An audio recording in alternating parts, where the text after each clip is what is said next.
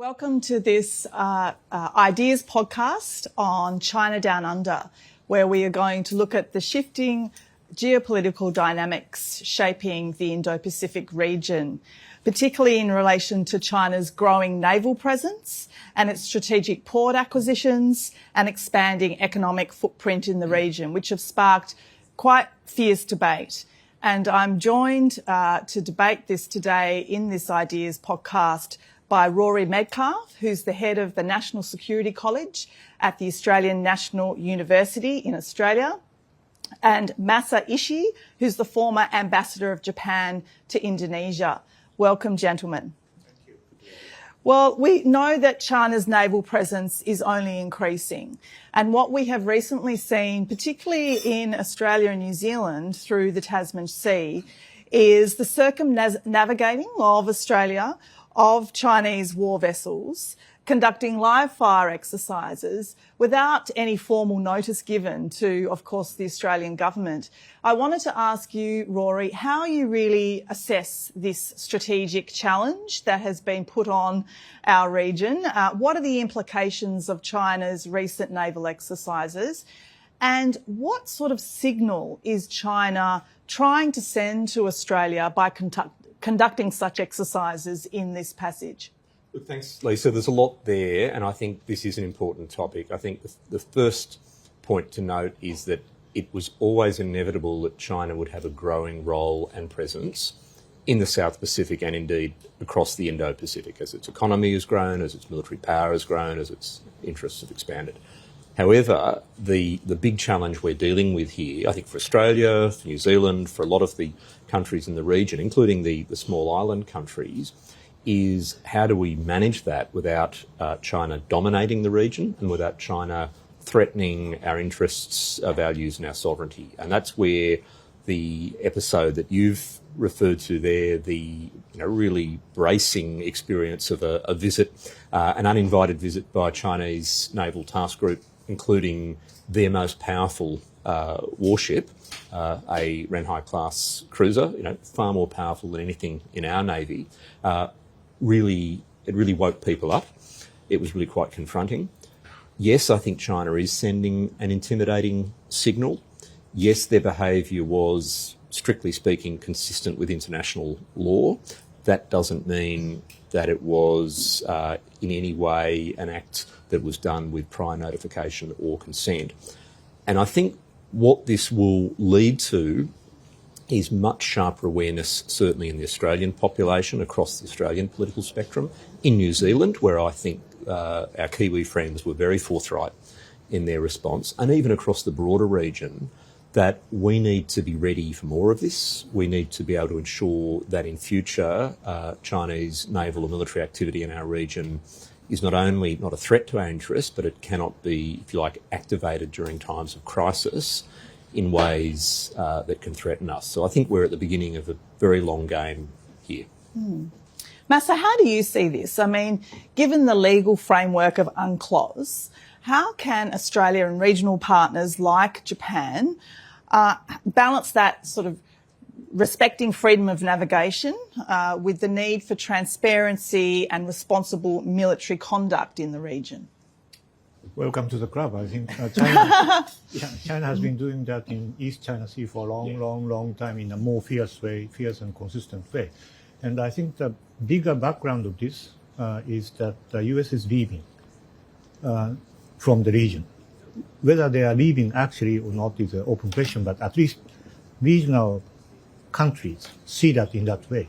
So particularly those Southeast Asian countries started hedging their security concerns. So I think the US withdrawal creates vacuum, which is the most dangerous invitation to China to extend their influence. So somebody has to fill the gap, fill the vacuum. And then I think responsibility will be heavily on the shoulder of Australia, New Zealand, Japan, and other democracies in the region who are both able and ready to defend the existing order. So I think we should cooperate. We should stick together. And then for us, the most important rule is, as you said, rule of law. So I think we cannot overemphasize the importance of it.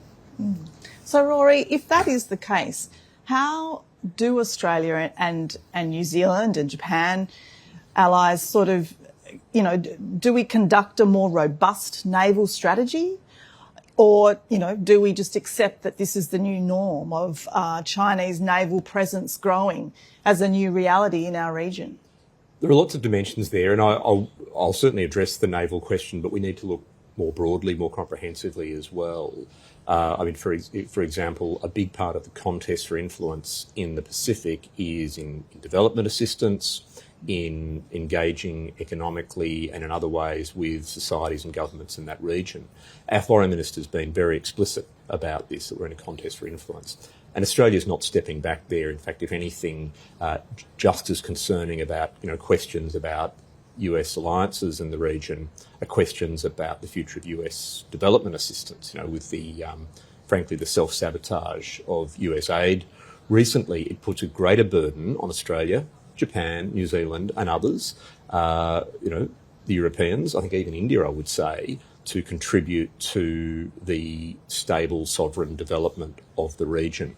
On the defence and naval side, I think the good news is that Australia has already been working for a number of years with Japan to build some quite strong middle player arrangements. We have a very close security relationship with Japan. We're doing a lot more with India. I know here at Raisina, some very substantive conversations on the sidelines involving our defence establishment and the Indians.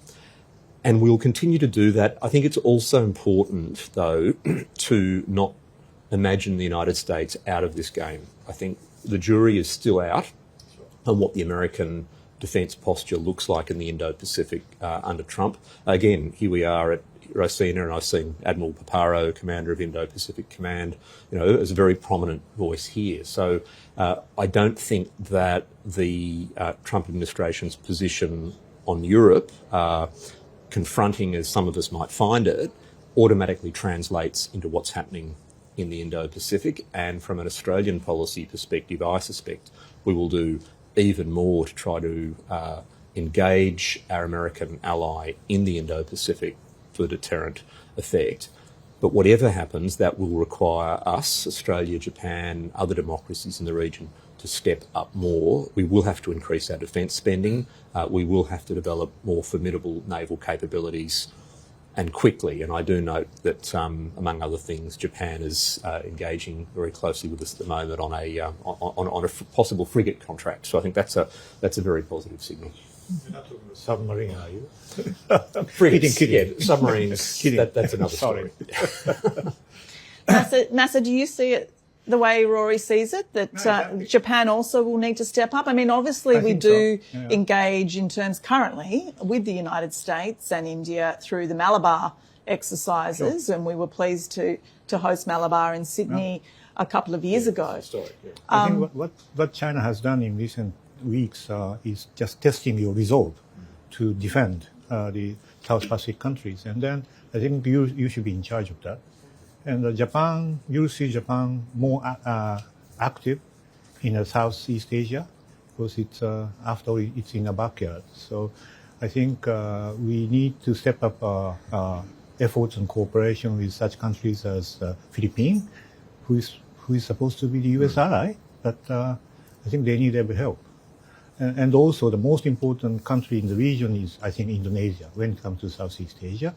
So I think we need to somehow engage Indonesia to our side. They've just joined the BRICS, which is okay, but it's their decision. But I think we need to engage them to our side as well. The best way to do it is to create what I call the Asian Quad. Asian Quad is Indonesia, India, Japan, Australia. Indonesia, India, and Australia already has a trilateral meeting. So if they accept Japan as a number 4 member, we can create Asian Quad. I think that is a way to gain Indonesia back to our side. South Korea may want to be included in that too, I think. Yeah, that's possible, of course, and the Philippines. All right. Well, considering all of that and the fact that, there is this expanding Chinese naval presence in our region, how does that play out in terms of our economic dependency, if I can call it, with China. So both Japan and Australia obviously face similar challenges when it comes to balancing economic engagement with China whilst maintaining our robust security posture. So in light of what we're seeing, particularly the aggressive actions in the South and East China Seas, how can countries like Australia and Japan and other Indo-Pacific countries navigate that complexity of, our economic relationship, our, trade and economic dependencies with China whilst, shaping our own security policies in response to this presence? Rory. I was going to invite Masa to go first, but that's all right. Look, it's a problem we all face. I think whether it's Australia, whether it's Japan, so many countries do have a very substantial trading relationship with China, not necessarily an investment relationship, but a trading relationship. And that will continue on an interest basis. But I think Australia had this very confronting wake-up a number of years ago on the economic front with Chinese economic coercion. You could almost point to the naval visit to the South Pacific as a military equivalent of the economic wake-up we had 5 years ago now with Chinese economic coercion against Australia. And I think it would be an absolute mistake to be prioritising every dimension of the China economic relationship, regardless of the timidity that might bring to our strategic posture. And I think one criticism I'd make of my own government at the moment is that, it was a mistake for our Prime Minister to be talking about the lobster trade with China in the same sentence as talking about our response to the Chinese in the South Pacific. They're separate issues, and we need to be prepared for the fact that China may try economic coercive measures against us in the future. So the argument is still diversification, trade where it's in both sides' interests, but diversify and be prepared for future strategic and economic shocks, because they will come. Mm-hmm. Okay. I think if US actually really withdraw, or let's say selective engagement, I think that creates vacuum, and then for those Southeast Asian countries, the biggest influence comes from China, both in terms of the trade volume as well as the investment volume. So if you leave the situation as it is, they will be overwhelmingly, influenced by China. But what is actually happening is a little bit different. Even though all of them have a substantial economic relation with China, they are trying to hedge in their own way. The way they do it is different from country to country, but we do see the resolve in their part that they don't want to be completely conquered by China. So this is where we need to move in. So we need to bring sort of tailor-made approach to each country. Each country has a different problem in their economic relation with China. So Philippines, bananas, and everything. I think we can jointly help them. So that's one issue. Second issue is it's more fundamental, but sometime in the future we need to squarely face with the issue of free trade.